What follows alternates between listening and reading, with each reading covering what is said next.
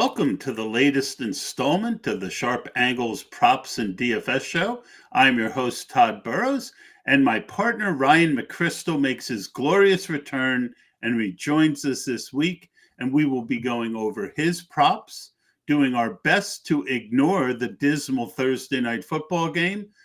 Just joking. And we'll take you through some early DraftKings DFS thoughts.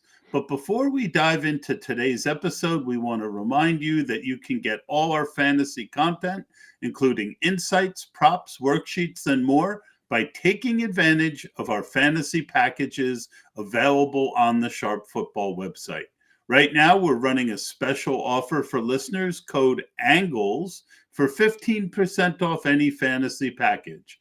The 15% discount also extends to every package on the site. Check it out in the podcast description or use the code ANGLES during checkout on the purchase page of the Sharp Football website. Also, if you could please subscribe and give the thumbs up on our YouTube channel and give us a nice review on wherever you listen to podcasts, we would greatly appreciate it. Ryan, welcome back.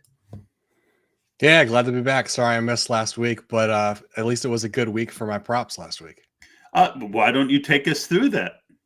Yeah, we had a perfect week last week. Went 5-0 and 8-4 the week before that in our big Thanksgiving show. So we're pretty hot right now, 41-28 on the year. So it's shaping up to be a pretty good year for us as long as we can close it out these last few weeks.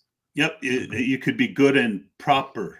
All right, so I got one right last week, so I'm back to 500 with my Thursday night props. So speaking of props and Thursday night, I mean, I joked about how dismal this game is, Ryan, but what is it, a 31 over under or something ridiculous like that?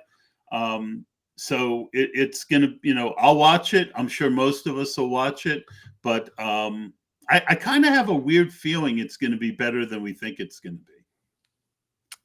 Yeah, well, with the total at 30.5, I mean, if it's that low scoring of a game, it should be close no matter what, right? So it's going to be an ugly game, but it certainly could be a close one. Yep. So for your Thursday night prop, you are going to Najee. Yeah, I mean, geez, I wanted to stay away from everything on this because this game just looks so ugly. Nothing was really appealing, and my instinct was to take a lot of unders, but looking at them, a lot of the lines seem to be, pretty well adjusting for that. So I'm actually going to take the over on Najee Harris's rushing yards, which is available at 50.5. I find it kind of hard to believe that the Patriots are going to be super competitive in this game. And so I think we'll probably see, even though it's going to be a low scoring game, it's probably not going to enter blowout territory, but the Steelers are probably going to be playing with a lead in the second half. I mean, it might be like a 10-3 lead or something like that. They're probably going to be playing with a lead in the second half. And in that situation, Harris is continuing to dominate touches, even though we've seen Warren be the much more explosive player in that backfield. They're still leaning on Harris in those situations where they just want to sort of play slow and bleed the clock. When they're playing with a lead of a field goal or more in the second half this year, Harris has taken 66% of the handoffs compared to 34% of Warren. So looking at how I think this game is going to go, I think the Steelers will be playing with a second half lead. It's just going to be a sloppy game with a lot of running. And I think that bodes well for Harris hitting the over on this. He doesn't need to play well just because I think he's going to get enough touches to hit the over on this just because of the way the game script is going to flow. Yeah, I didn't find anything that I loved on underdogs pick'ems, but the one I'm going to go with is over 13.5 yards rushing for Mitchell Trubisky. We know he can run the ball. He came in the middle of the last game. It's hard for me to imagine him not taking off once or twice. I think that was a decent prop, but I'm open to hearing your thoughts on it. Yeah, no, I actually considered that one as well. I ended up not picking that one just because I feel like when you sort of factor in the game script, if they're controlling this game in the second half, they're probably not asking him to drop back that much. And then one of those longer runs is much more likely to come on a scramble play. So if I thought the Patriots were going to be more competitive, I definitely would have gone that way, certainly lean over. because he does have the potential, if he gets out of the pocket and scrambles a bit, he could do that in one play. So I'm with you in terms of leaning over. Just the game script is what made me shift towards the Harris prop instead. Yep. All right. I mean, you're not going to go against the Steelers winning, obviously, based on what your comments are. I also will take the Steelers. Let's get to your props on the week. The first one is one of our returning champions, DeAndre Hopkins. Tell us what you're going to do with DeAndre. Yeah, DeAndre Hopkins, longest reception over. This is available already at 21.5 yards, and I love it. That's a pretty low number considering how often he's been hitting the over. I've been sticking with this, and it looked like maybe I was being stubborn for a moment, but he has bounced back with a couple wins, and it's now 4-2 since Will Levis took over at quarterback. And Levis is the reason why we're playing this. Levis is throwing it 15 or more yards downfield on 31% of his attempts. That's the highest rate in the league. 21% of his attempts are 20 or more yards downfield, also the highest rate in the league. And both of those are by pretty wide margins too. He's easily the most aggressive quarterback in the league right now. And he's not completing a huge percentage of those, but he's just throwing downfield at such a high rate. And Hopkins is obviously on the receiving end of most of those. And so, with playing this longest reception prop as opposed to his, yardage prop or whatnot, we only need one of those completions. If he's seeing multiple opportunities downfield every game, he's just got to haul in one of those. So it doesn't need to be a productive passing game to win this prop. And over the last 6 weeks, Hopkins has 23 targets at 15 or more yards downfield. That's 3.8 per game. Only CeeDee Lamb has seen more in that span. So if he's getting 3 or 4 opportunities, he's only got to come down with one of them. I like those odds a lot. Yeah, no, I agree. And he also has the narrative of them fighting last week. So if you're looking for even a little extra motivation, a lot of times the noisy wide receivers do seem to make a good play. You mentioned CeeDee Lamb, obviously one of the hottest players in the league, and you want his receptions over this week. Yeah, I'll be on the over on his receptions at 5.5, or 7.5. I'm on the over on that. And it's actually plus money, which I like too. He's hit the over in 5 of his last 7 games on his receptions prop. And the only times he missed were again in really non-competitive games against Carolina and Washington. And in this matchup against the Eagles, obviously we expect this to be a pretty good game, potentially a shootout too. It would certainly bode well for him hitting the over. The last time these teams met, he had 11 catches on 16 targets. So a little bit of recent history here against this defense. And the Eagles defense is a factor in this also. They have not been quite as good as I think a lot of people expected this season. And also because their offense is very good, they force teams to play at a little bit of a faster pace, push the tempo on offense, which, just leads to higher scoring games, leads to more completions. And in fact, they are allowing a league high 26 completions per game. So in this type of game where we think it's going to be high scoring, it's the highest total on the whole slate by a bit of a margin too, which is surprising. I think it's the only game that's over 50 points. I believe this is 51 right now. So it's going to be a higher scoring game, a little bit of a recent history here. And then also the Eagles specific defensive scheme is a factor here too, because they're one of the few teams that plays a pretty high rate of single high coverage, 63% rate outside the red zone. That means more one-on-one opportunities for CeeDee Lamb. Of course, the Cowboys want to get him the ball in those situations. So he sees a 31% target share against single high coverages compared to 23% against two high. So we got a lot of factors lining up in our favor in this game. So with this over at 7.5 and it being plus money too, I like this one a lot. Yep. The next one is also a receptions over, and someone I'm going to mention in the DFS section, Zay Jones receptions over. Yeah, I'll probably be on this one, although we haven't seen a line yet. It was at 2.5 last week. I'll take it up to 3.5, although I am a little concerned. I believe he had 5 receptions last week, and the Christian Kirk injury is a factor here, which could lead to this getting bumped up. If it jumps to 4.5, I don't know, that's more of a gray area. I might stay away, but hopefully we get it at 3.5, and I'll definitely be on the over on his receptions if that's the case. And they're playing the Browns this week, and we've obviously brought them up a lot this year. They're one of these outlier defenses which can give us an edge. Browns play a lot of man coverage, 45% of their snaps in man coverage. The league average is 24%. And obviously offenses are going to attack man coverage differently than zone coverage, so we can find an edge here sometimes. And when I was looking at the Jaguars, how they divvy up their targets, specifically when looking at the 6 games when Zay Jones has been active, he seems to be the big beneficiary against man coverage. He's seen a 23% target share against man coverage this season, only 13% against zone. And again, that's looking only at the games when he has been active. Now, I mentioned Christian Kirk is injured now. That's obviously a factor that works in our favor, but it could also potentially work against us if it forces the line to get boosted a little bit. So that's my one concern. I don't know that I have enough confidence to bet him if it's at 4.5. That I would say not an official recommendation if it's there, but the lean would be over 3.5. I'm definitely going to be on the over though.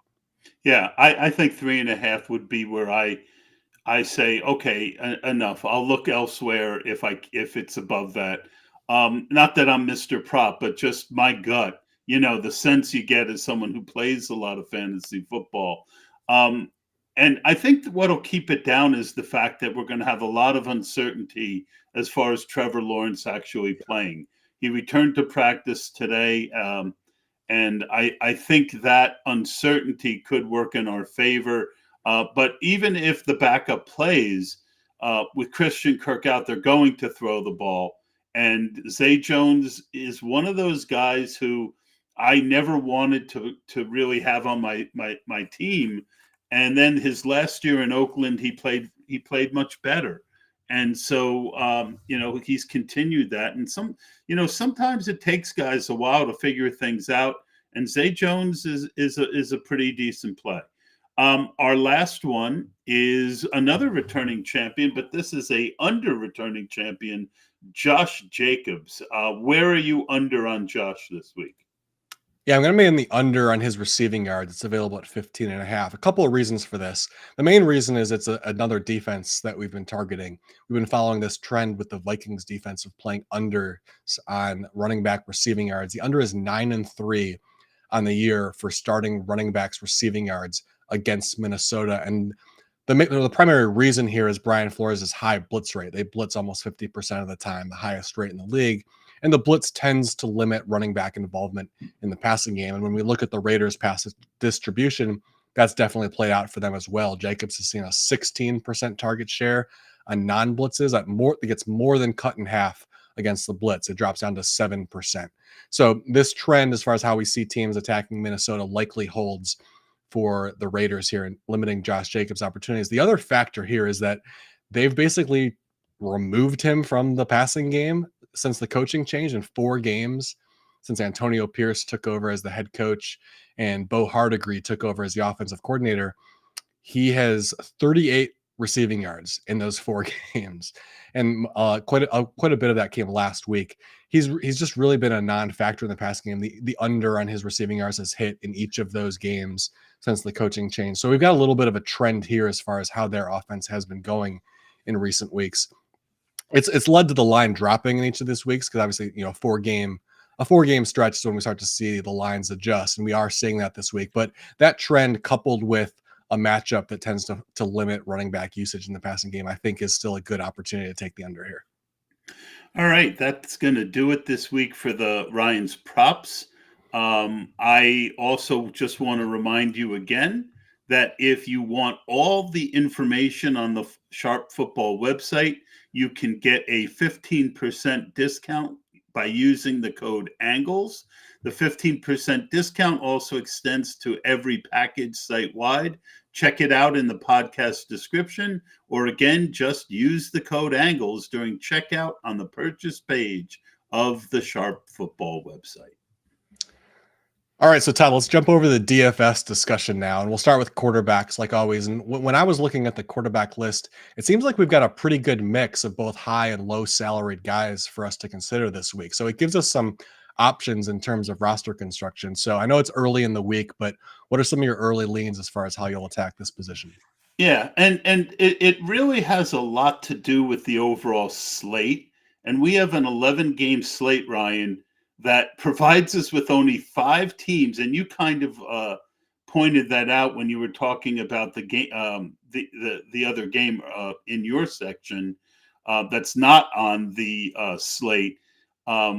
but only 5 teams are implied to crack 22 points. And with only one team implied to top 25, that can open up a situation where chalk will end up settling on guys who really aren't much better than the guys who don't have ownership. So, some of my initial thoughts at the position: Brock Purdy is at 6,500 and is looking like a 15% ownership. Wouldn't be shocked if that actually gets higher than that. Seattle, and I don't think that Seattle is going to push them in the same way. Jake Browning between 12 and 15% at 5,200 after a very solid week. And one of those two guys is very likely to be your cash game quarterback. And for tournaments, Ryan, I don't like to play the cash game guy. So whichever one seems to be getting more of the cash game, that tends to bleed over into tournaments because people will play their cash game lineup and they think, oh, well, he's such a good play, I'll be over on him. So, those are two of the guys that I'm thinking of. With Browning, I was surprised that Jamar Chase isn't sitting on more ownership. A couple other guys, Justin Fields, you think, oh, well, Justin Fields, but there's going to be weather in Chicago. Josh Dobbs, the other running quarterback, both of them are rating pretty well, but we haven't seen the kind of designed runs out of field as much as we had hoped. So I can't really feel great about that one. But Dobbs, to me, is very interesting if he stays at his current ownership. He hasn't looked good the last couple weeks, but coming off the bye, I think he is interesting to me. And on the higher end, Josh Allen, I think people are going to look at that game, look at Josh Allen's salary, and they're going to say, the Kansas City defense isn't that good. But right now, I'm not seeing a lot of ownership on Josh Allen. If that continues, I think this game has sneaky upside to the over whenever you have teams this talented and this competitive.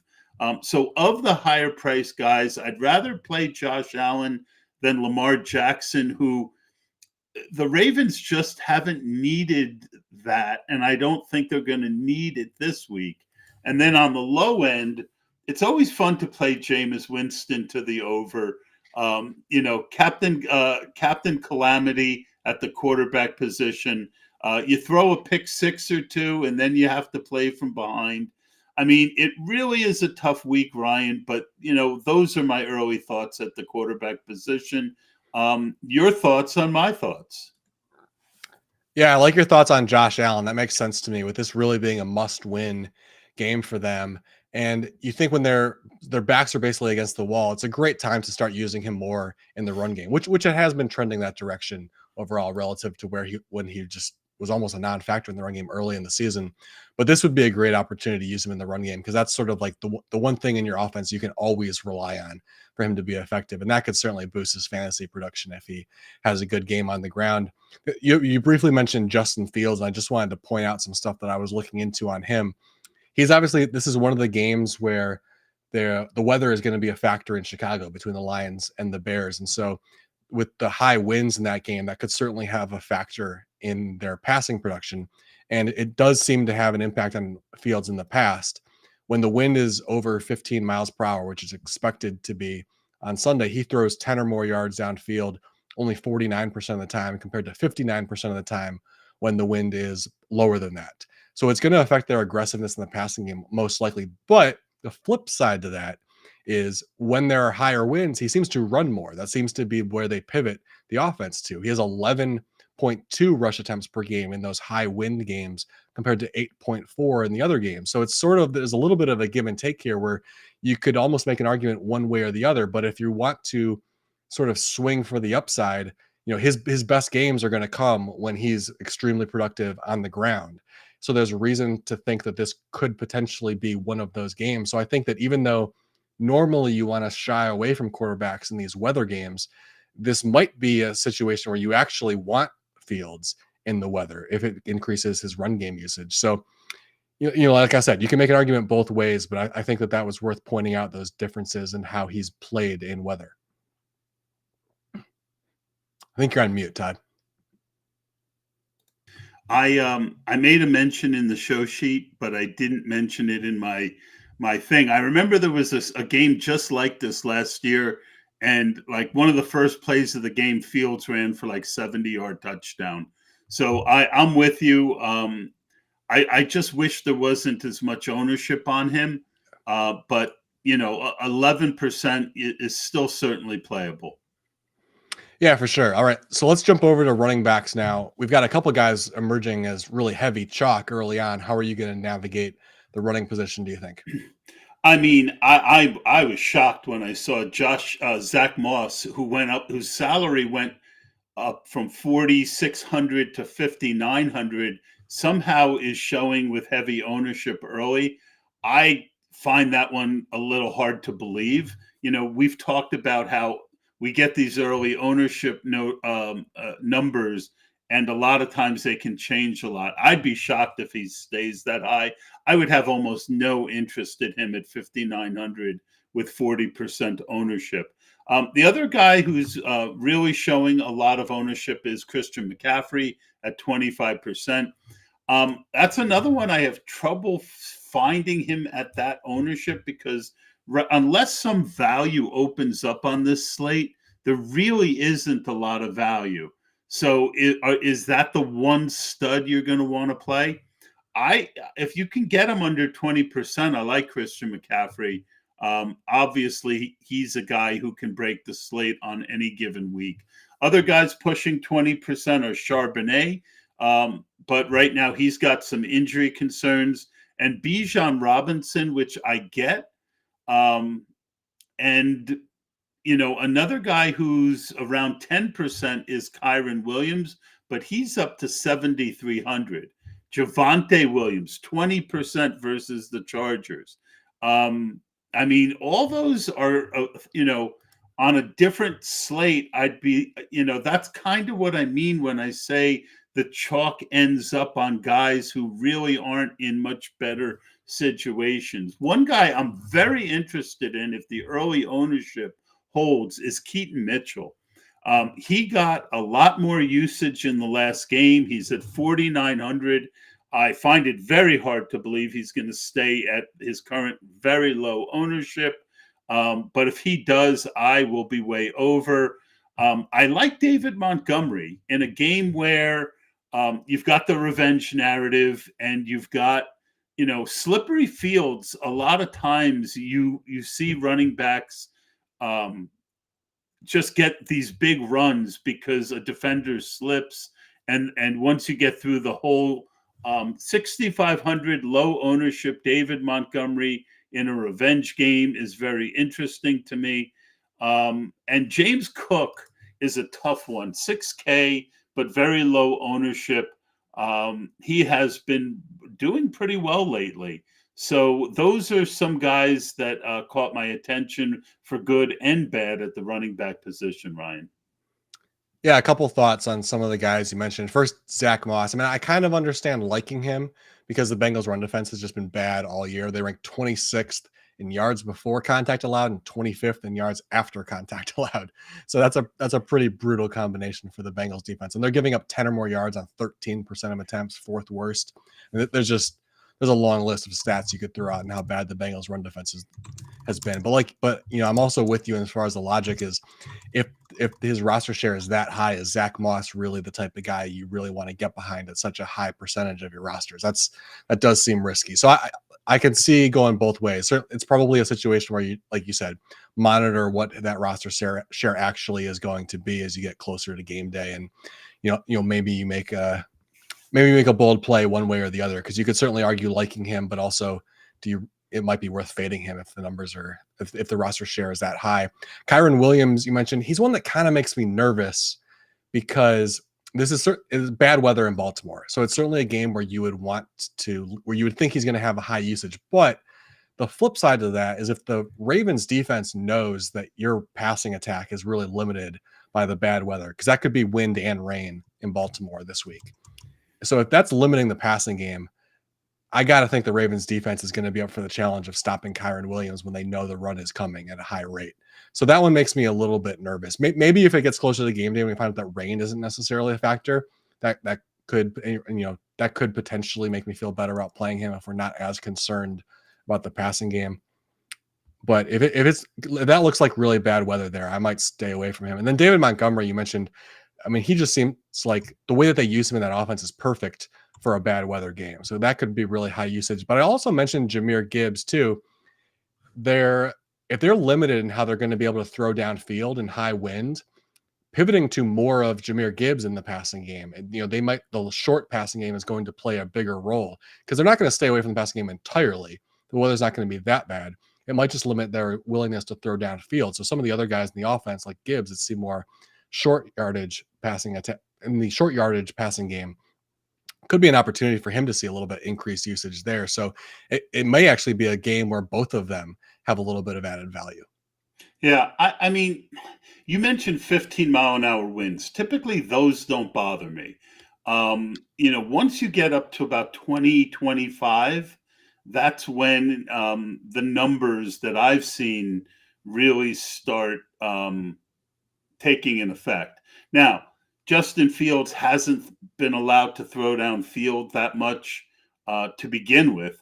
But if it's 15 miles an hour, Jared Goff, the thing is the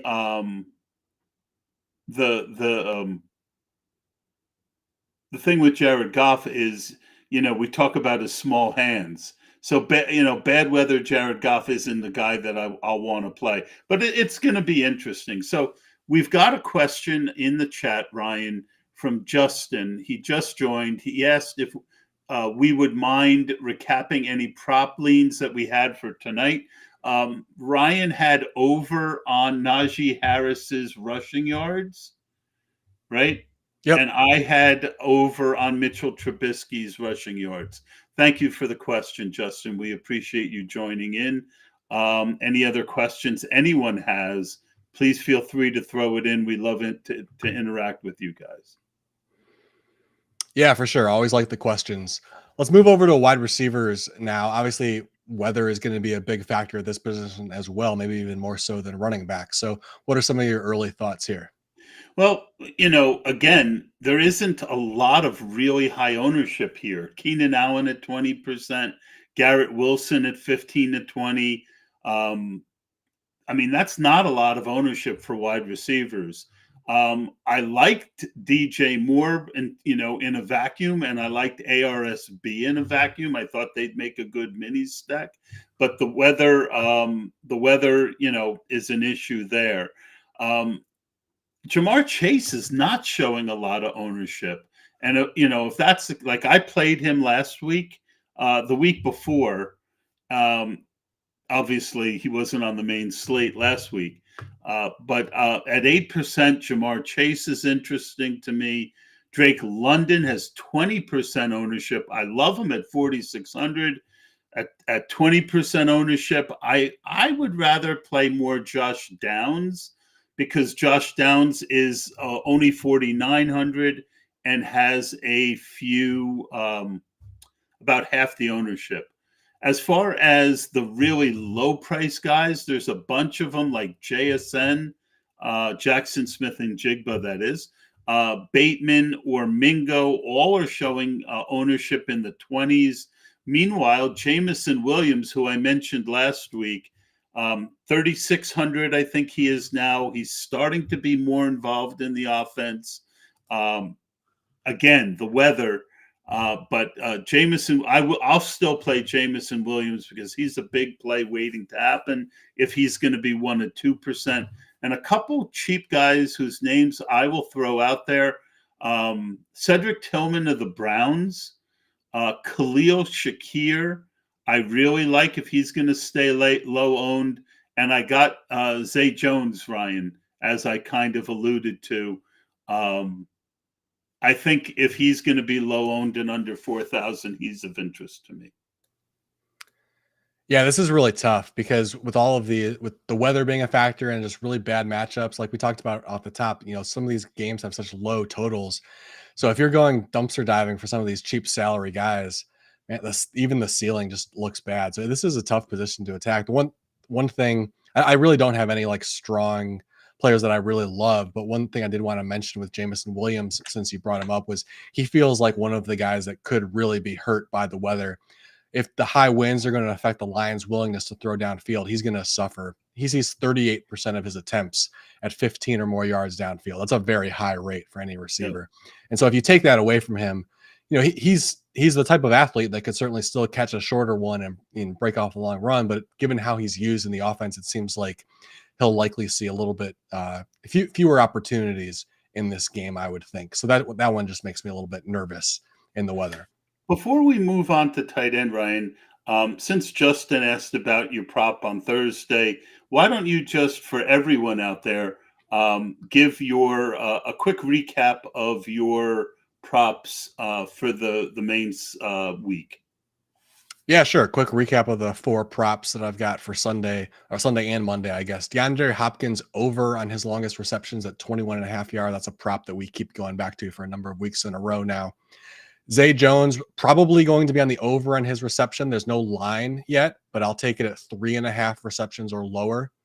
Then we've got Josh Jacobs, the under on his receiving yards at 15.5 yards, mostly playing this based off the Vikings defense. Their high blitz rate really suppresses running back usage in the passing game.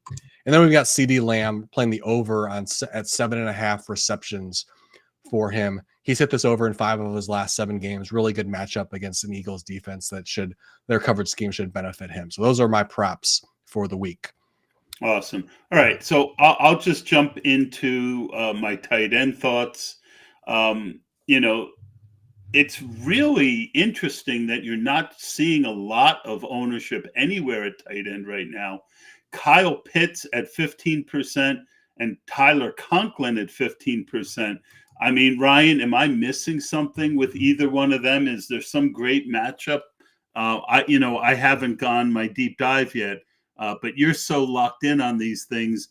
Is there any reason to fight ownership with either one of those guys?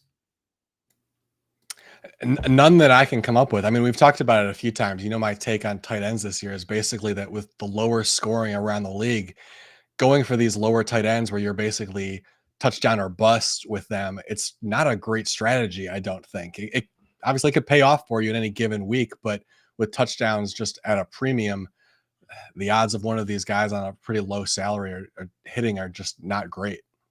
Especially with Zach Wilson at quarterback. Yeah. Right now, David Njoku rates the best. I do like him. I'm not afraid of the 12% ownership. But my favorite play of the week right now, he's at 3%, and it ties into what you said. Now, again, there's not a lot of value this week. So, one of the positions where you really try and save money historically on weeks like this on DraftKings is tight end. But TJ Hawkinson at $6,000.